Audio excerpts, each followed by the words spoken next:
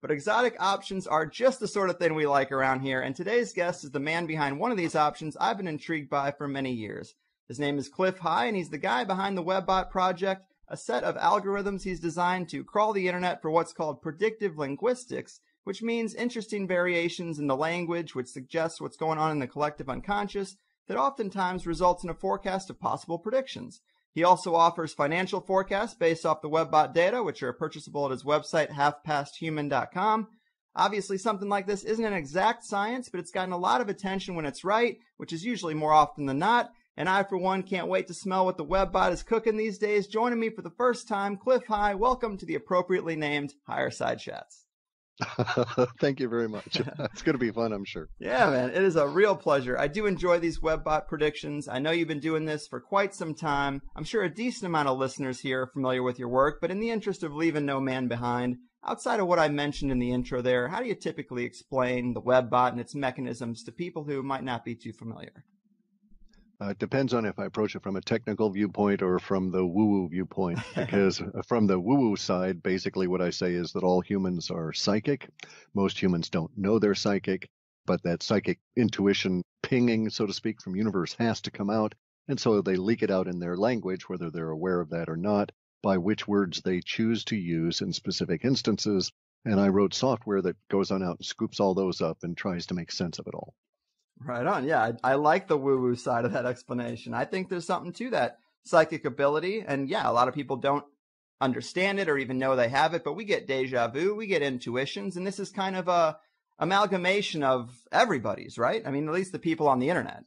That's the theory. That's kind of the way it works, right? Because if you look at it, you go every day, you get addicted to some behavior for some period of time.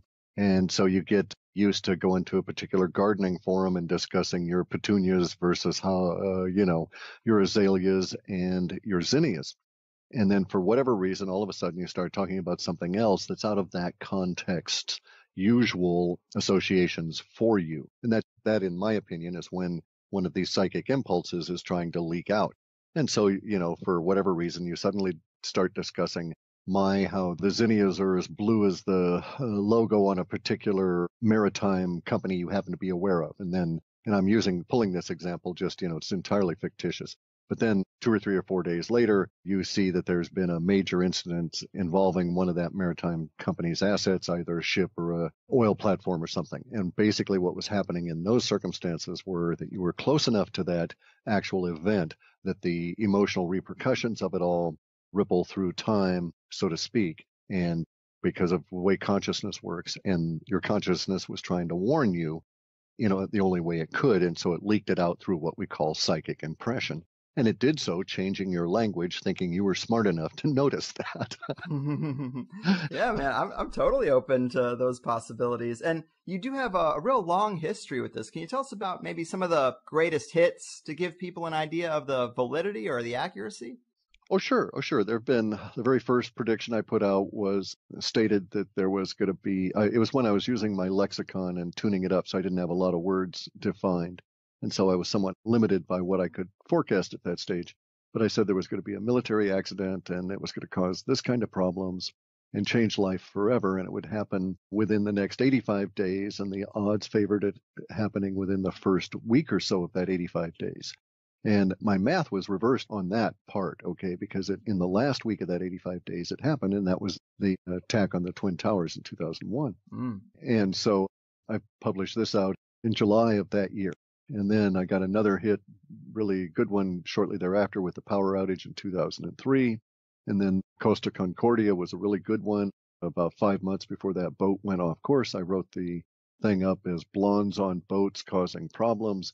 An international ship of state, all these descriptors for a cruise ship with lethal ramifications of running aground and so on.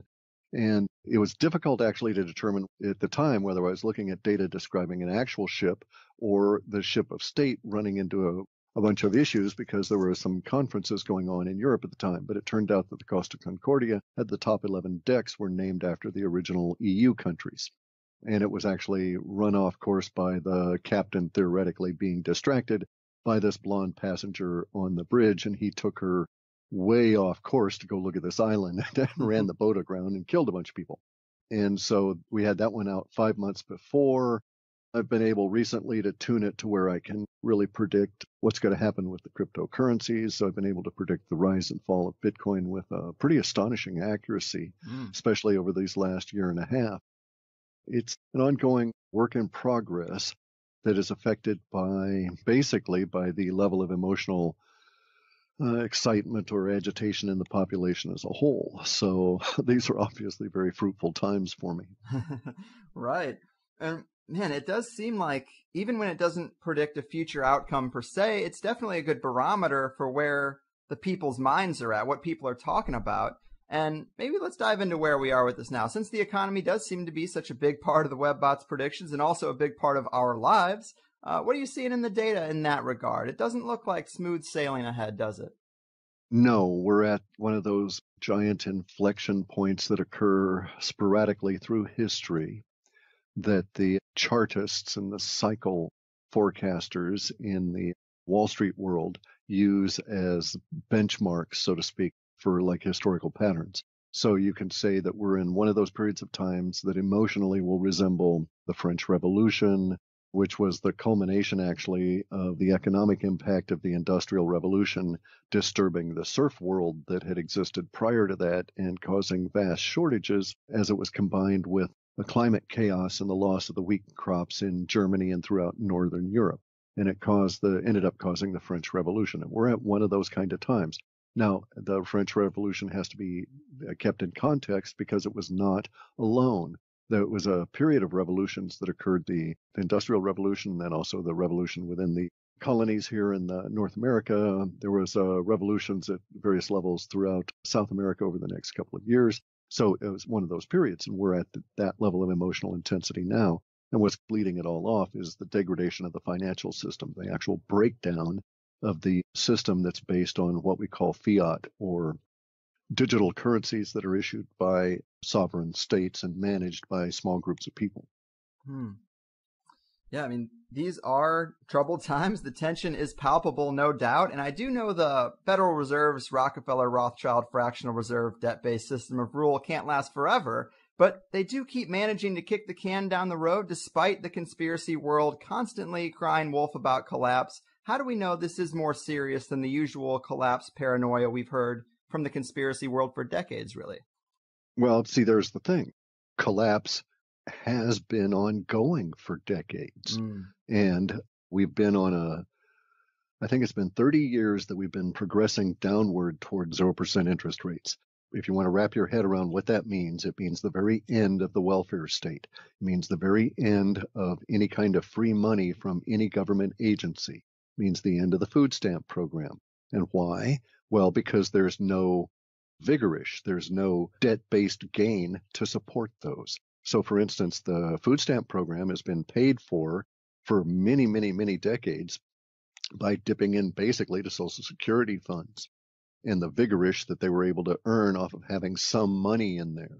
Now we've got a situation where even if you owned bonds, you're not getting any yield off your bonds. So you own a bond, that's fine, but you're not getting the 1 or 2 or 3% that you need at a bare minimum just to keep that service going on an annual basis. You have a debt-based asset that provides no return. Without that level of return, then what must occur at that level of the social order's existence, and we're there now, that in order to support a socialist system under that circumstance and give out any kind of money at all to anybody, you must actively take it from somebody. So let me describe the situation. In the 1950s and 60s, because of the United States having conquered the planet in World War II effectively and gathered all the gold and resources unto itself, and having 25% of our population own 75% of all the world's wealth in terms of real assets, gold, silver, production capacity, everything. So we were 25% of the populace with 75% of the wealth. Now we're 25% of the populace. We're actually less than 25% of the populace, but we're at a point where we owe 75% of the global debt, and we own that as our supposed assets. So, for instance, the single largest asset right now on the Federal Reserve or the government's books is not land or any of that. It's student debt. All right. And so the student debt is an asset that we'll never collect. So how are you going to pay for a social program such as food stamps or medical needs for people when you try and collect on a debt that's not being paid. And beyond the fact that these students can't get work and thus pay the debt, and the debt is onerous and taken out under extreme circumstances anyway, we now have federal judges that have barred the even attempted collection of that debt, thus basically nullifying the asset, the largest single asset of the Federal Reserve and the federal government. So Fannie and Freddie Mae, or, the housing agencies within the federal government theoretically own most of the mortgages, and all those are broke and worthless, and they're not getting any great return off of those, especially as we're in this 0% rate environment where there's no yield. So under those circumstances, anybody with real capital, that is to say, people like myself that have worked for 30 and 40 and 50 years and have lived far below their means in order to save, even against this rape of the savers that has been ongoing by the reduction of interest rates over this past 30 years, even under those circumstances, it has been possible to work your ass off and pay off your debt and accumulate. Only now, the very thing you've accumulated in, the dollar, is turning worthless. And so you must flee the dollar in order to preserve the capital you've worked so hard for over these last 30 years. And I'm not talking about people that are multimillionaires and business tycoons and stuff. I'm talking about the guy that, owned what used to be the local gas station, or, the people that own and work at the local grocery store, this kind of thing. People like myself that have worked all their lives are in a situation where we're having to exit the financial system because it's crumbling away from us because there's no return for our having worked this long and hard. And at a very personal level, therefore, you are desperate for yield. The whole planet is starved for it. And so thus the rise of cryptocurrencies and the flight of capital from fiat issued by sovereigns to fiat that is self-issued or distributed or self-regulating, which is self-governed on a software platform. Bear in mind that the fiat that's issued by the government, the dollar, is 100% digital insofar as 90% of all of the people are involved in this country. They use plastic or digital dollars continuously and never touch real currency. So there's no difference for them other than you have a small group of people that are managing the dollar into oblivion, and then you have the large mass of humanity that's trying to convert itself into cryptocurrencies or something else as rapidly as it possibly can. So I think this defines an inflection point in that 30-year process of collapse to where we can say, yep, for sure it died a few years ago, and now the corpse is really stinking and we're all getting the hell out of here. Yeah, man, it does seem like economic musical chairs, and I guess the music is about to stop. And to get deeper into cryptos, I do find them pretty complex still. I've got a little bit. I've had guests mentioning Bitcoin on and off for years, and anyone who bought in the first few times it was mentioned on the show would definitely have made a healthy profit at this point. But even if you lost half of it, really, because it's gone up so much in the past few years. But what are your thoughts on Bitcoin at this point and cryptos in general? Maybe you could tell us about some other cryptos you're watching besides Bitcoin that have high growth potential, No, I'm sorry, I can't. Yeah, I can't do that. I've recently come to the decision I can't do that. I can talk about Bitcoin, I can talk about Ethereum because I've mentioned them in the past, but I can't mention anything else because coincidentally, my mere mentioning it causes market movements that I don't want to involve myself in, right? Because there's karmic repercussions here. I might casually mention something as I have in the past, and then people think, oh, this one's going to go way up or, be long-term value or something like that. And it may be that you weren't listening appropriately or you didn't catch which side of the value proposition I thought that might be in. And so you might get burned if you thought it was long-term or that it was going to be a quick earner if you were wrong on which side. And so I want to be very careful about that in the future and let people make their own decision on their own research. And so what I'll do is provide that kind of thing in my reports. I can talk about the general trend of it and existing coins that you might bring up, I can comment on, but I'm not going to offer any new names or that kind of thing. Make sense? Fair enough. It totally does. Okay. These obviously are small markets, so they are volatile. But maybe I could ask you without any specific names, are there features of some cryptocurrencies that we should watch out for or could be potentially advantageous? Sure. Oh, that's real easy to discuss at that level because we're discussing it in an abstract that you can then use as a metric to apply to your own research. Exactly. And this is great. So first thing I always look for is to find out if the coin or the token is in any way associated with mining. So for instance, if you found a company that was doing some business offering a coin and it was in no way mined, it's a pre-mined or pre-issued coin, then I would be very, very, very leery of it. If it was a coin that was pre-mined and each coin was therefore and thereafter somehow associated or linked to some kind of a physical goods, like a bottle of wine or a chunk of gold or something, I would be very wary of it because there's all kinds of rules and laws still in place that allow those physical goods to be encumbered outside of your coin's theoretic encumbrance of that good. And so until you knew for sure that that coin was actually going to be able to make a claim on that good that supposedly backed it, I wouldn't get involved with it because, again, it's a management issue. Now, I actually personally favor coins where you've got the most possible chaotic discussion going on in the forums that support the coins, because I know that you've got a passionate community, you've got a bunch of programmers that are hell-bent on solving problems that are related to that coin or technical issue, and that there's real growth potential from this. They may not succeed because they may be going at the wrong niche, or the coin itself may never get quite caught on. It's too early, too late in the process or something. But in my personal opinion, such chaotic forum discussion kind of things around coins or tokens, those areas are much more likely to be long-term than are individually managed, even in corporations or consortiums, pre-mined or non-mined coins. That makes sense. That's great advice. And have you come across any of these coins? I've had people send me a few of them that are almost structured like pyramid schemes in a way. Like you're supposed to get other people to invest. Dozens of those. Yeah. You got to watch out for that. There's also a bunch of those where they try and figure the multi-level marketing and they're explicit about it. And it's like, no, you got to run from these things, run as fast as you can because you're going to get caught out.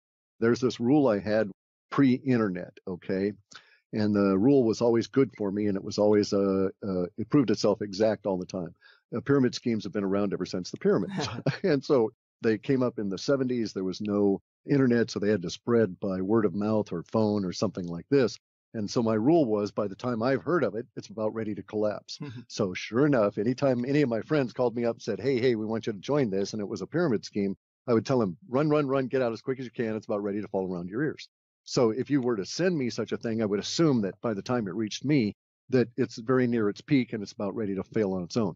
As we're talking now, I recently ran a scan and I was able to find 862 things I could identify as a crypto coin or a monetized token. And so that's more than there were yesterday, but a lot of those that were there yesterday are not there, and they've been replaced by new ones. It's going to be this way, and it's going to be chaotic for a long time. This will offer a great many people over a number of years a chance for a good potential for profit, but also a good potential to really crap out because they picked the wrong one because they didn't do any research on it. So I expect that there will be a larger number of people crapping out than profiting. So if you're going to aim for the former of crapping out, you got a good chance of being able to do that. But if you're going to aim for the latter of trying to make some money at it, you're going to have to really do some research and sharpen your brain on it. It's not really that difficult. It's just simply work. Mm-hmm. Right. Great advice. And people out there, be careful, but don't totally avoid it, because I do think this is the future in a big way. Oh, well, look at some of the things you can do about it. Okay, so let's look at some of the really cool stuff. We have Bitcoin, which is a method of exchange between the two of us. It's also a store of value. It's also a currency. As a unit of currency, we can break it down infinitely. We can also smush it back together again so that we can build it back up. It stores easily. You can take it with you, and it has all these really cool things, and it's encrypted. And it's sort of anonymous. And then we have another thing that also runs on a blockchain, which is called Ethereum. And the Ethereum environment provides us with these Ether tokens that are basically like train passes, a pass to ride a train. Because on the Ethereum platform, the Ethereum coin is not only a store of value, it's not only a medium of exchange, it's not only a currency in that sense, but it's also a fungible good that you can smush together and break apart again as you need to. And it's also a consumable good in that you can use it to power robots on the Ethereum platform that then allow you to make money off of it. Now, I'll give you an example in half a second. These robots are made by writing software that is run through these compilers, and it's usually in a language called Solidity. Do it online on free Solidity compilers. Teach yourself how to do that. Or you can, get plugins to Visual Studio from Microsoft, even that kind of a thing. And you write these little robots, and what they would do, I'm going to write one in the process of it now. That's going to be a kiosk.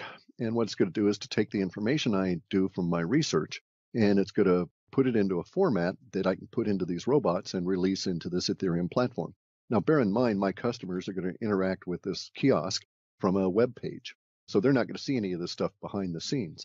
But what's going to go on behind the scenes is that they'll pop into the web page to buy one of my reports, and it'll say, what currency do you prefer to deal in? And it'll offer a whole plethora of choices, because basically my currency choices are going to be limited to what I can exchange them for, ultimately to reduce them down to Ethereum or Bitcoin in the process of the robot. But I don't care if it's any of these other coins that we might mention, as long as it's still trading and had value, and we could compute it out to the cost that the robot can do this math. No worries, it'll accept it. And then it'll instantly change it for whatever. And it'll do all this, and I won't have to mess with it. So basically, it's the lazy person's way to sell things, because then I'll put my information in there. And this is the beauty part that I really like, is that I'll put it in there in a format that'll make it very easy for the machine to say, what human language do you want to receive the information in? And then it'll provide them with a link to a translated version of the information. So if you want to see it in Korean, no worries. You can purchase and buy, and the whole experience will be in Korean. And if you want to use a particular coin, the whole experience will be in that coin, and it'll be transparent to you. And it'll be transparent to me, because all I'll have to do is design the interface once, plug the robot into the back end, and let it loose. Beautiful, man. Sounds like you're onto something. Well, yeah, it's not just me. I mean, there's millions and millions of people out there that are doing this sort of thing. And the cost of entry is very low. People can teach themselves how to do coding and write these, what they call them, smart contracts. But if you think of them as robots, it's a whole lot easier to grasp what's going on. Mm-hmm. Yeah, there's a ton of potential out there for people who are paying attention and getting in front of it rather than waiting for it all to smack them in the face. Well, there's also, I get real examples all the time. So just one more real example here. I got an email just the other day from a guy who's been able in the last week, I think it was, to pay off his student debt and his car loan based on following some of the advice in one of my reports, or one of the guides. I don't give advice. And he was able to purchase the currencies and sell them out at the appropriate time, and then converted them to dollars and went and paid off these two major debts. This is such a unique time in history that, had this time not existed, had cryptocurrencies come along, the odds on this man being able to achieve that at his age, are infinitesimally small. Mm-hmm. Yeah, we should definitely look at the positives in this era of change. And I wanted to get into some weird stuff too. Clearly, we got a lot of weird stuff going on in the world, no doubt. I heard you talking about Antarctica fairly recently. It's been something a lot of listeners are curious about right now. We've talked about John Kerry's visit right around election time. Also, Buzz Aldrin needing to be medically airlifted out of there. But we also have Newt Gingrich going down there right after the election, as if he was the liaison between the new administration and whatever the hell they got going on down there. Based on the few clues we do have, can you tell us more about the goings-on in Antarctica? I can give us some more clues, okay? There are some areas that I haven't formed conclusions on yet, but we have more clues. The Newt Gingrich thing, I think that's precisely what it was that as the new administration came in, they had to have a new ambassador to whatever the hell it is that's going on down there. Some of the other clues we've got now include a big ramping up of the number of jobs that are available, the amount of money being put into the corporations that are down there, the number of corporations that are now allowed to do business there, the amount of passes that the military is handing out to the number of people, and so on. So we're looking at a ramping up of a very major operation. There's hints that very large tracts of land in Australia are now being prepared for something. There's also hints that port areas and coastline in New Zealand is also involved. Then the hints come in the form of corporations that are making movements in the acquisition of land and other facilities. And also the importation into Australia of electronic gear and this kind of thing, and basically what amount to new cargo routes. So something is up. The ramping up level may yield an order of magnitude increase. We just don't know. It's currently ongoing. This is curious, though. We knew it was coming, but this is curious because, of course, it's the winter in the southern hemisphere. So the expectation is, or the one conclusion I have is that the prepping that they're doing now is for some big push as soon as it becomes clement weather Antarctica. So that would be like Antarctica's upcoming spring. And so they were preparing for something. Now, whether we'll see any real manifestation of it here in the United States or wherever, and we're paying for all of this, I don't know. But I do know that we're now approaching a point where it's a mathematical certainty that we'll soon have a fairly large population of returning people from various chores or tasks in Antarctica. So we may start getting people that are going to spill out interesting information in larger and larger amounts as we go forward. Yeah, man, I am really excited about the potential there. And some conventional ideas suggest that what's going on is resource mining or oil, but those really aren't the companies that are down there, are they? That's quite correct. And the issue there is that it's not oil, it's coal. They found vast quantities of some of the purest coal on the planet sitting in huge mountains in a mountain range as though it had already been mined and was cleaned and carefully piled up into these things that are 5,000 and 6,000 feet high that you and I would think of as mountain-sized foothills.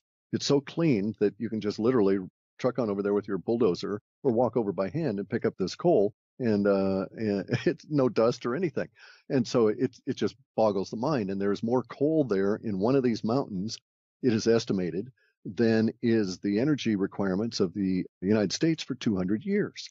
All energy requirements, not just electricity, but also the ability to convert coal to oil. Even inefficiently, we'd be able to have all of our energy needs completely covered by the really cool coal out of Antarctica.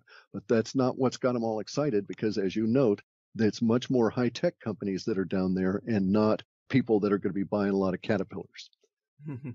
Right. I've obviously heard Boeing, but then I've also heard you mention SAIC is down there, which we've talked about them before. Apparently, they're at the center of a lot of UFO stories and also seem to have worked and tested out some exotic electronic harassment technologies here in San Diego, according to a book by Robert Guffey. But this is a major indication that this might be UFO or alien related, potentially, right? I think so, personally, and I also found it very curious that it's not simply SAIC. Now, what actually occurred was that SAIC took its core divisions that had been there ever since its UFO inception period in the 50s, and it took those core divisions, and they've been repurposed under a new corporate name. And all the other, basically, it was SAIC, which owns all this other crud and is involved with all these other kind of things, took its core central function group, rebranded it as Leidos, and has given the rest of that stuff off to another subgroup to deal with, and has now focused their core science group on Antarctica. And this is a huge shift, because throughout the 50s and 60s, these people were involved in contracts for the federal government almost exclusively, or some other subcontractor of the federal government. And insofar as we were able to determine, perhaps as much as 70 or 80% of it was all UFO reverse engineering stuff. Yeah. And now they're focused on Antarctica. That's definitely something to look for. I mean, there's also that picture going around of the UFO in the ice. I'm not sure if that's legitimate or not, but do you have any thoughts on that? No, it's actually not. It's a lake. The photo's been reversed top to bottom in order to cast the edge of the lake as the edge of the spaceship. Okay. Now, here's the thing. Okay, so let's get into some deep woo-woo here for a minute, all right? Yeah. So I'm doing my work, let's say 2012. I mean, I've had Antarctica stuff in my data since 2003 or earlier, and have been reporting on it ever since then. Well, actually, since the very first report. But it showed up with seriousness around 2003, and it grew for a number of years, and then it just almost sort of vanished. So no real reports of it through the, say, 2007 through 9. And then it starts getting ramped up again. Well, around 3 or 4 or 5 years ago, I started getting this ramp up of Antarctica being associated with all of these very high-tech company names, and then also with industry as well as scientific devices. So, for instance, I would just get these weird associations of Antarctica and scanning electron microscopes, or scanning tunneling electron microscopes. And those are not something you would usually use to investigate ice. And so it was just odd that there was these associations of these rather strange scientific devices going to Antarctica. Not odd per se, because that's all Antarctica used to have associated with it, was basically the military and science. And then there came out the rumors of the films of what were made in the 70s of the discoveries of these mountains of coal and so on. Anyway, so as I say, in about 2012 through 13, I started getting a lot of reports in my data, more connections to the woo-woo side of things. And I thought, ooh, this is really interesting, and started really pouring through it. I started reporting on it. And then I ran into this very curious situation, and I couldn't really decide what was going on. And the situation was that it was almost as though there was an echo or an amplification of the stuff I was writing about that was not being scrubbed out by this thing I called MOM. Okay, I have this thing that MOM, model of model space. And every time I write a report, I take all the words that I've got associated with that report and I dump it into MOM, and MOM is a robot, and MOM supervises the spiders. And whenever it finds an echo of my own words and stuff, it throws it into the dustbin of our processing, so to speak, and we just don't involve ourselves with it. So no circuitous references. Because I ran into that with the very first report I did in 2001, and it took me like 6 months to overcome the problems caused by people reporting on my own work showing back up in the next run. And so I finally was able to come up with MOM and work that out. And then MOM started, I thought, running into some serious issues in 2012, 2013 realm. Oh, no, excuse me, that would have been 2014 and 15. Very end of 2014 and into 2015, I started getting more echoes than I was used to and having to slice out and do more manual editing on some of the woo-woo data coming in for the Space Goat Farts entity. And a lot of that was Antarctic based, and I was somewhat disappointed because I was throwing out a lot of data that I couldn't tell if it was good or bad, but I didn't want to be bringing up anything that was spurious, especially if it was a repetition of words I'd already put out onto the internet, and thus I would magnify the effect. Long story, and eventually it comes down to me having to write all these extra chunks of code and put in stored procedures and triggers into my SQL database to catch all this stuff. And I finally realized, well, geez, this is coming at me from all of these different directions. And I realized that this past year, and I made some attempts to figure out what was going on by putting stuff into my reports in particular ways that I thought would interact and cause certain repercussions in these echoes. And sure enough, it did.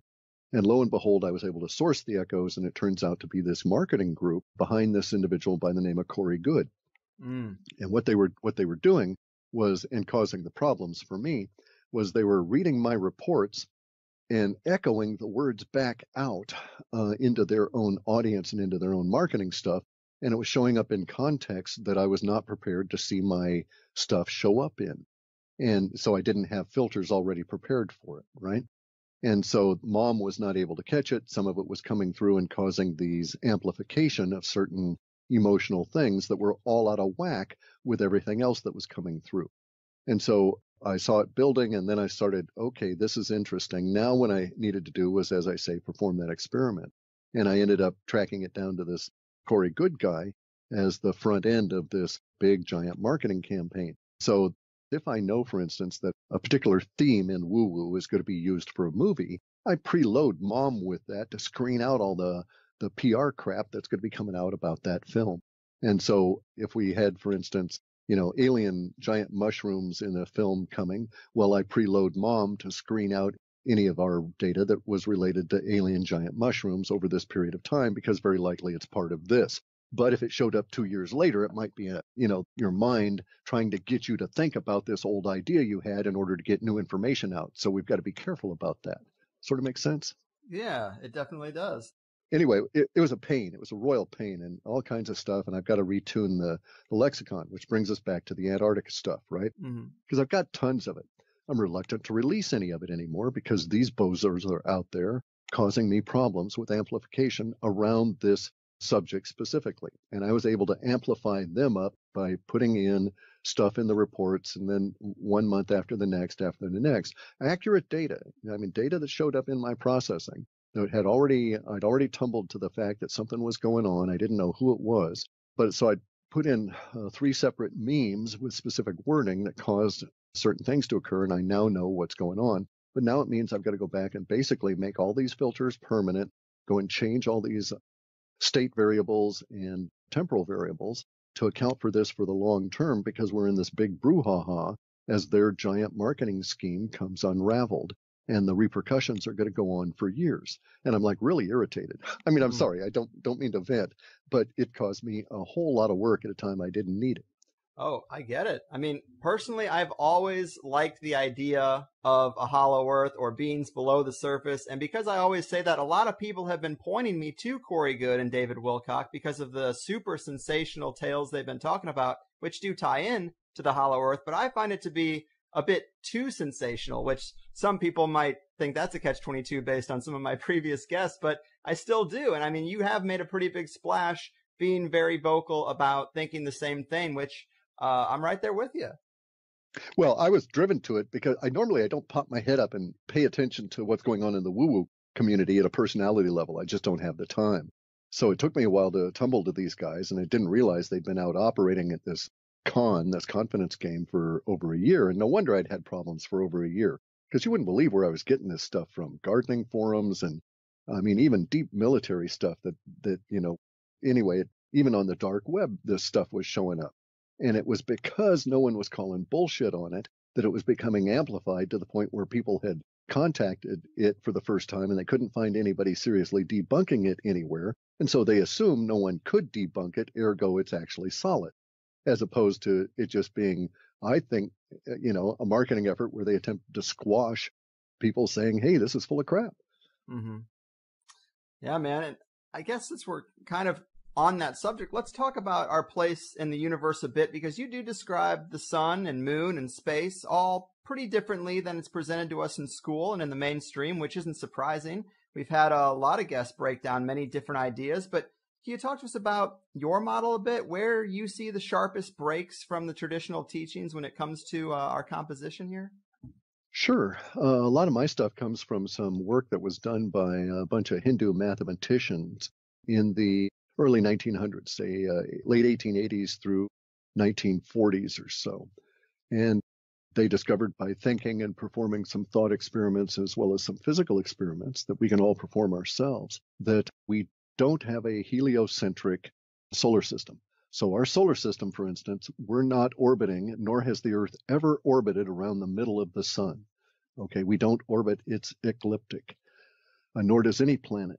And this can be easily proven to ourselves, because if that were true, we would only ever be able to observe most of the other planets very, very, very infrequently, because the light of the sun would obscure them and ourselves from being able to see these other planets. We'd never be able to see any of the inner planets except for when they crossed between us and the sun and they would show up as a black dot.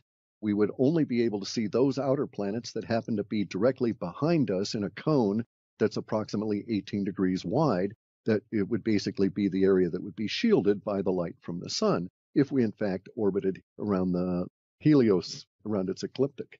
So we actually trail behind the sun because the whole model of the universe is comets. We know our sun is moving, it's progressing in a direction.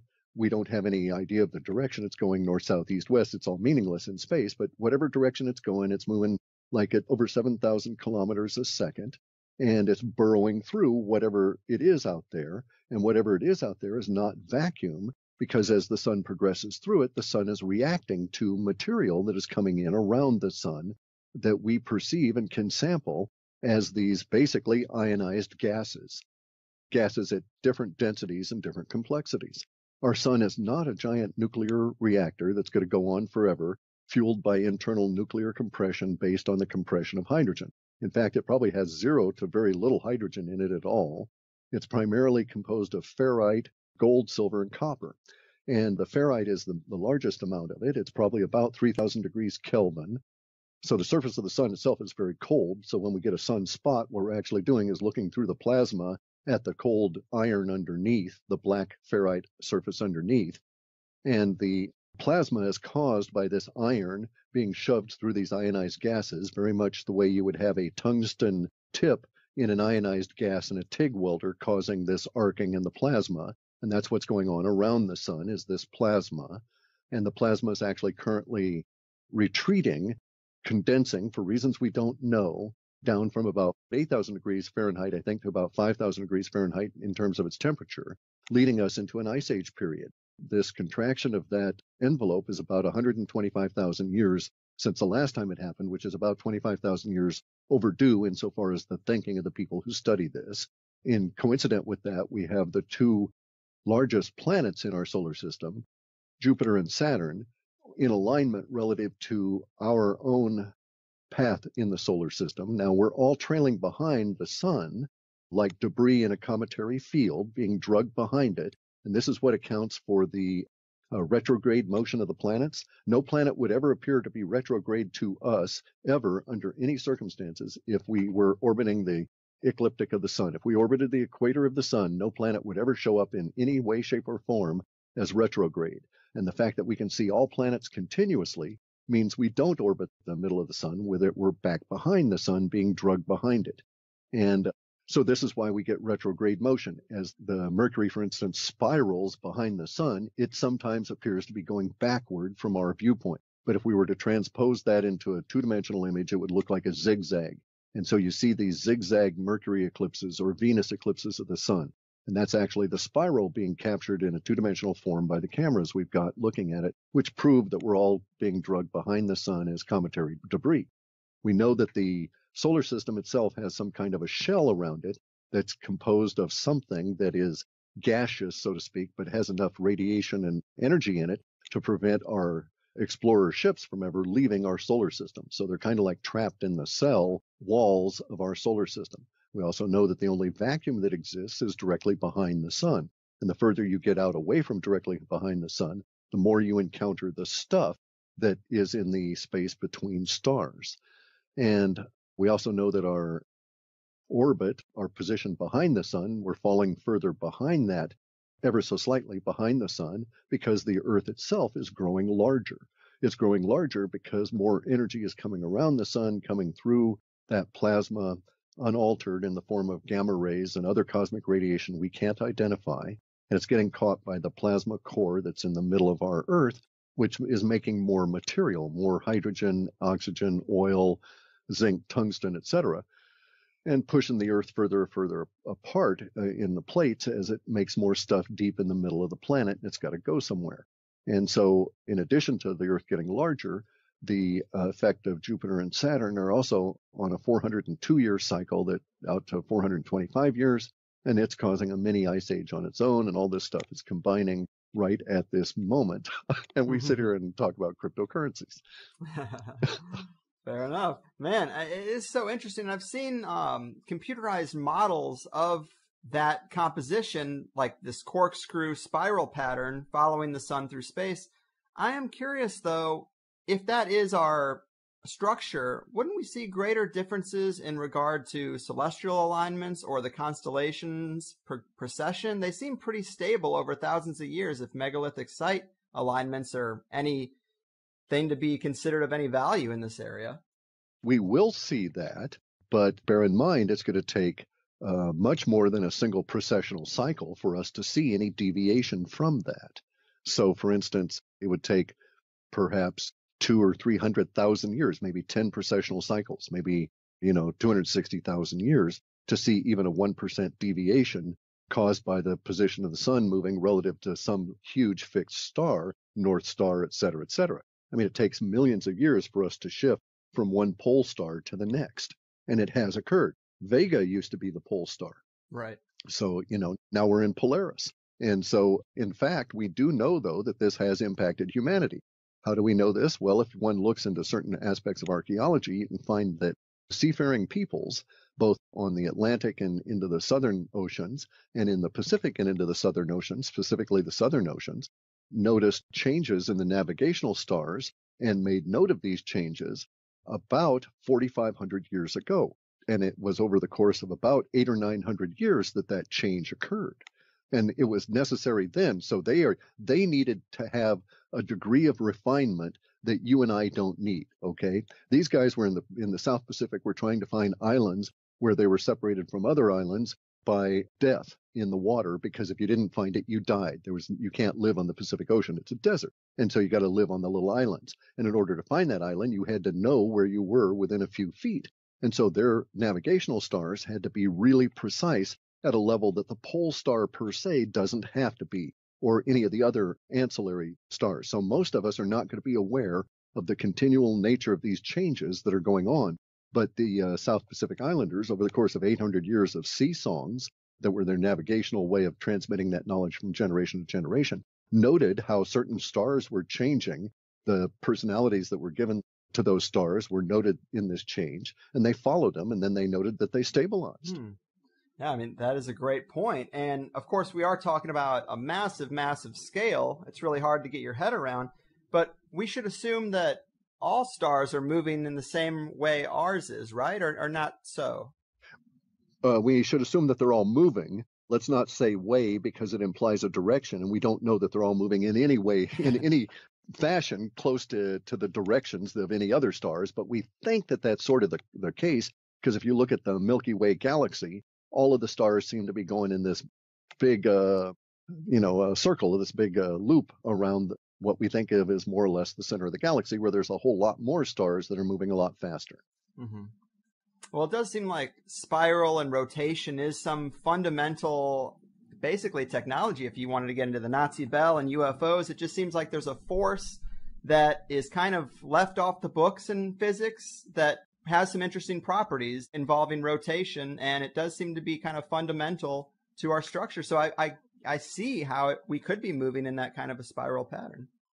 And it goes back to Victor Schauberger, and he was the one that theoretically or supposedly anecdotally came up with the breakthrough that allowed him to do the implosion engine for the Nazi Bell, and he based it on implosion science. We've been close to this before. A guy by the name of Keeley in the U.S. in the 1800s built these implosion devices, not internal combustion engines, but internal implosion engines.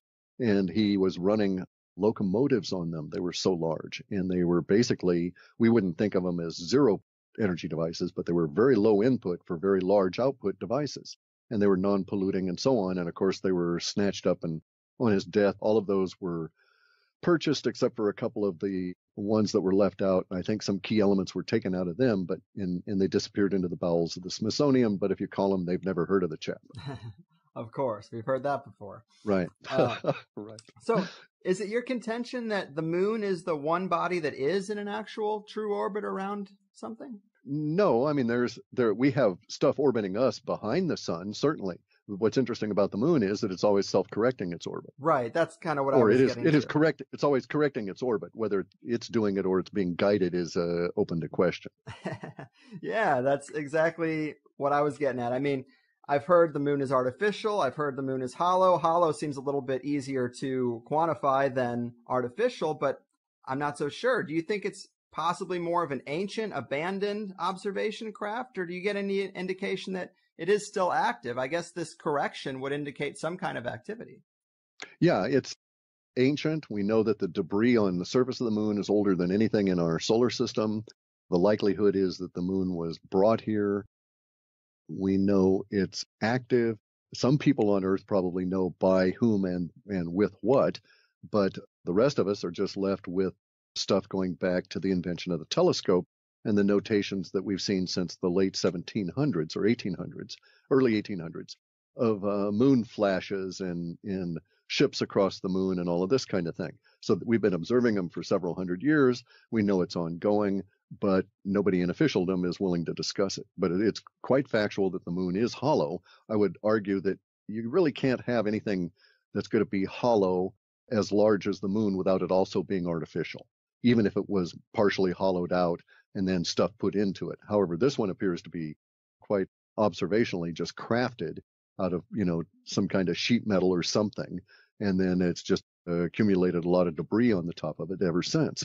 And, the whole idea of it ringing like a bell every time we hit it with anything from down here is very interesting. And especially since it took 5.5 hours, the time they popped that little tiny bomb off on it, 5.5 hours for it to settle down.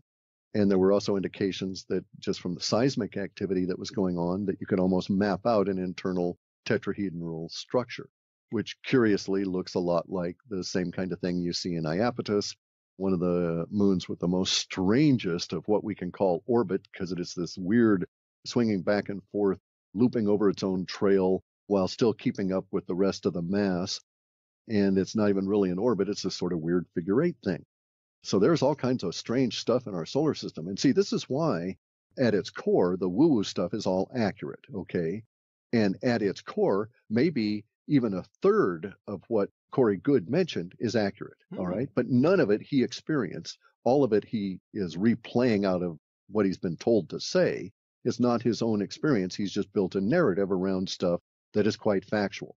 And the factual stuff is that, our military knows things that it's not telling us. And if our military is not out there flying these little triangular things that I see with the goggles, then someone should tell our military we're in a real world of hurt because somebody is up there doing stuff that we don't know about. And so it's one of those deals. They either can plead ignorance or incompetence.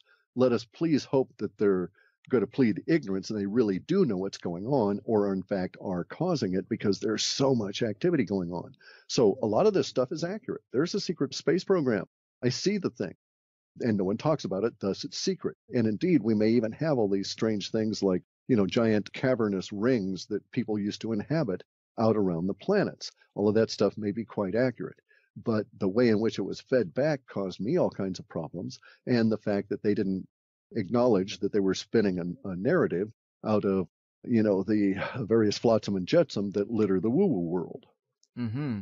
Yeah, man, I definitely think there's a secret space program out there. I've just heard too much. I mean, ever since Gary McKinnon, it's been pretty obvious that they've got things going on militarily related to space that are far beyond what they tell us about. And that was a while ago. Correct. And what really irritates me more than anything, I think, is the lack of knowledge. I mean, I don't know if I would sleep better at night or not, knowing what these guys know. I mean, if I knew there were giant hairy spiders out there that are flying spaceships trying to get me, I don't know if I really need to know that at this point, right? But at the same time, it's irritating that somebody knows it and I don't. And if there are these guys, well, I want to think about ways to maybe get back at them, that sort of thing. Mm-hmm. So in other words, it's my planet too, and I want to involve myself in it. And it's also my planet's atmosphere. And if you guys are doing things in it, then I've got a right to also participate in this at whatever level I can. So I find it very irritating. Now, on another practical level, I see that the marketing effort and everything that's been put into this is symptomatic of a lot of the stuff that's going on in the financial system, the political system, the social order in a lot of different ways. And the symptomatic nature of it gives me a great deal of hope, because I know when it is expressing itself in these other areas, financial, political, social, etc., it is again pointing to a huge inflection point and a major change currently underway. So the mere fact that someone felt that they had to promote the marketing group that was behind Corey Goode and get them to do this at this time means that they're very much afraid of what's actually going to be coming out, and they were trying to muddy the waters and control the ebb and flow before that occurred. So this was a very good sign once I tumbled to what was going on. The fact that the marketing group was unsuccessful in selling their full, complete vision is also a very good sign. And there's certain signs within the language they've been using that are indicative of people under a great deal of stress. And I'm talking about, people that are under so much stress just from their own internalization of the pressures that are on them, that these people may literally keel over dead of a heart attack at any given instant of additional stress being provided. They're at that level of tension, seeing the language coming out. So I think there's something pressuring them on both sides, not only the breakdown of the narrative and their control of it out in the greater world, but also the people on the other side that are, provided the money and the impetus, that are just not happy with the situation. And that the situation that's driving them, I think, is some form of a disclosure. Whether we will like it afterwards is going to be anybody's guess. Mm. Those are great points and an excellent breakdown, because that does indicate there is some value to studying that material, because obviously they put it out for a reason, to steer the conversation, to kind of get ahead of something. And that is the exciting part of it. Well, you got to be careful, though. Yes, it's interesting. I take it as clues. I'm not going to study any of their details because I don't care about the warped, little twisted way in which they're stitching it together. Right. All I need to know is that I can see the stitchery and I can see the hand behind it, and then I can start thinking about that hand and why it's doing that. And thus, I don't get involved with the details because they will only lead you so far and no further. Amen. I agree with you there. We have talked about a hell of a lot of stuff as we start to wind down here. Is there anything else you see in the language of the web bot that it's picking up that might be worth a mention before we go? There is, and it's really a caution, okay? We're in very exciting times. We're at one of those key inflection points in history where we have an old system dying and a new one being born.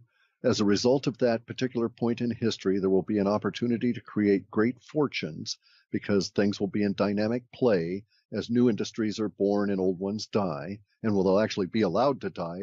You know, they haven't been able to declare bankruptcy and fold for decades because of the government supporting them and all of this kind of thing. All that's going to go away. So the whole social order is going to change, and everything in the infrastructure will change over these next 15 years. I hope that we move into the George Jetson kind of world, and that's where I'm placing my bets.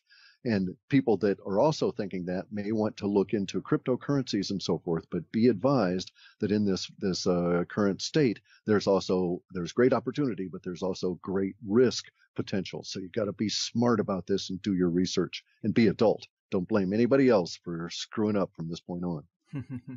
Cheers to that.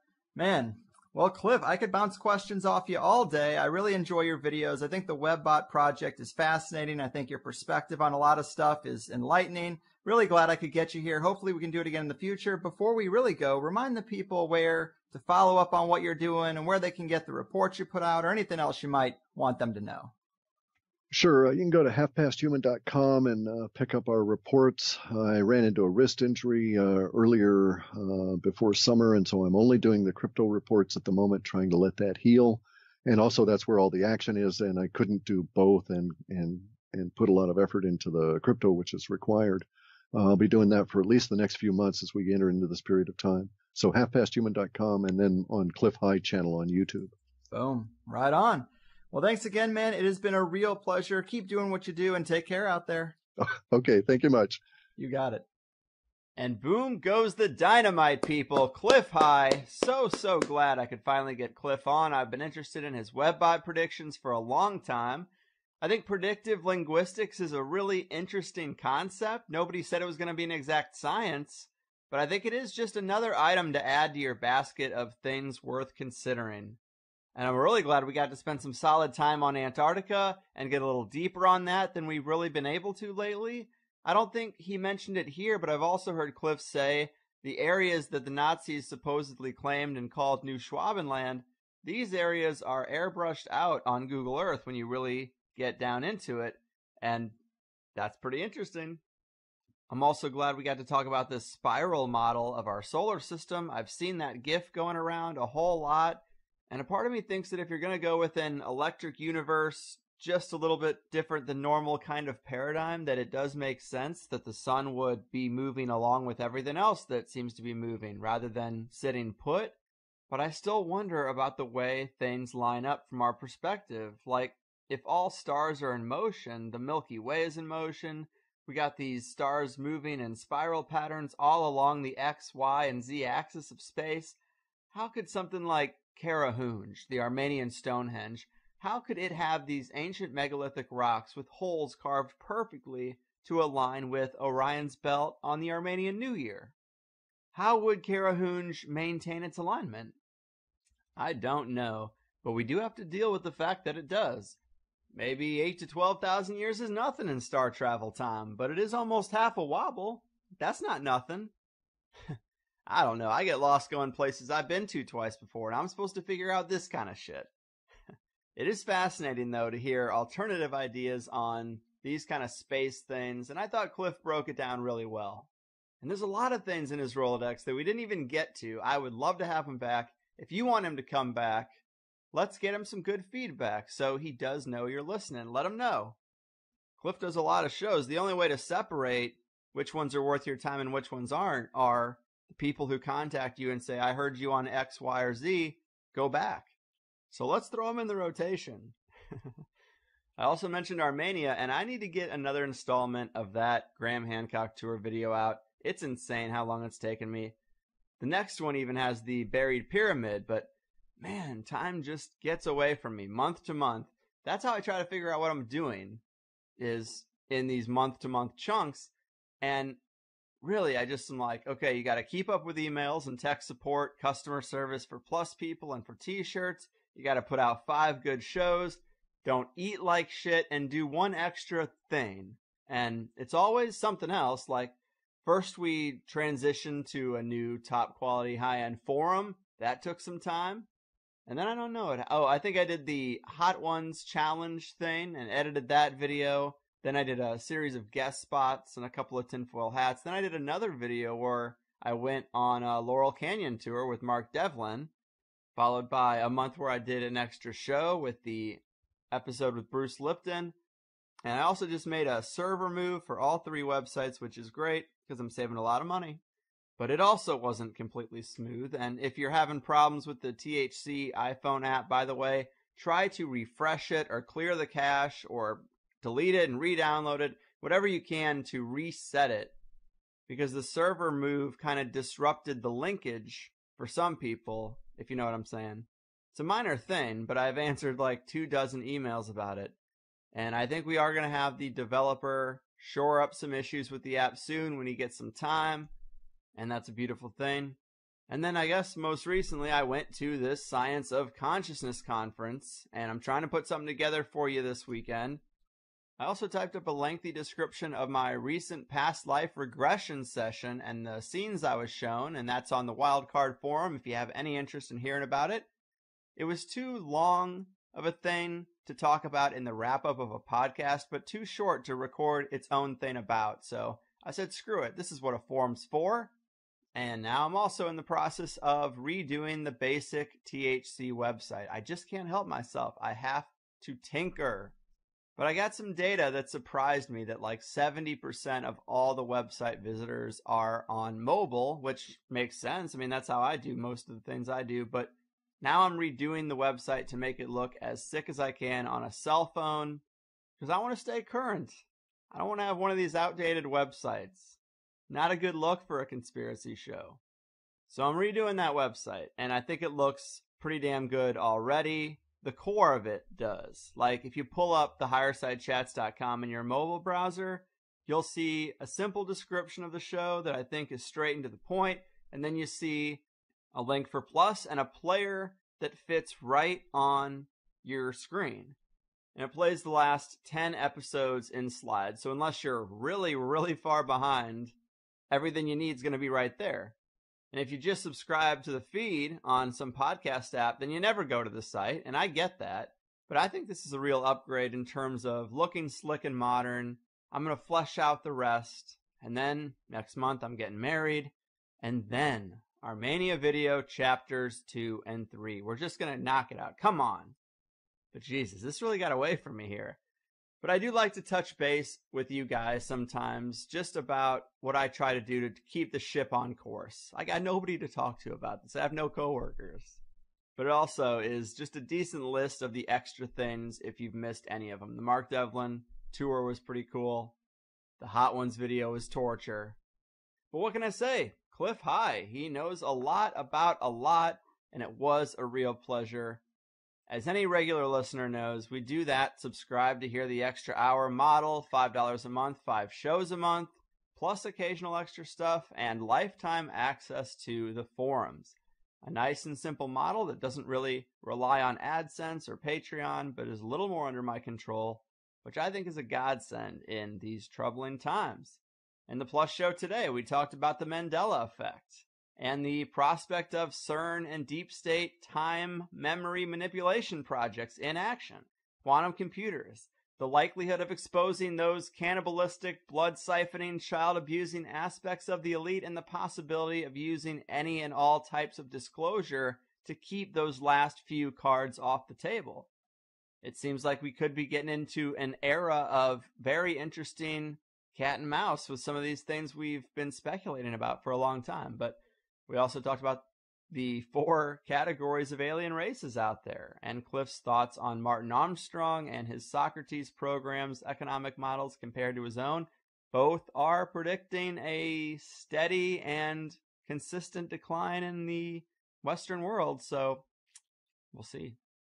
And we got into some tips and tricks for navigating the rough economic road ahead, and how to get creative with it, internet censorship, and that alt media crackdown, and the AdSense undercut that so many people have been talking about. A lot of THC guests recently, too. So, all good stuff. The HigherSideChatsPlus.com.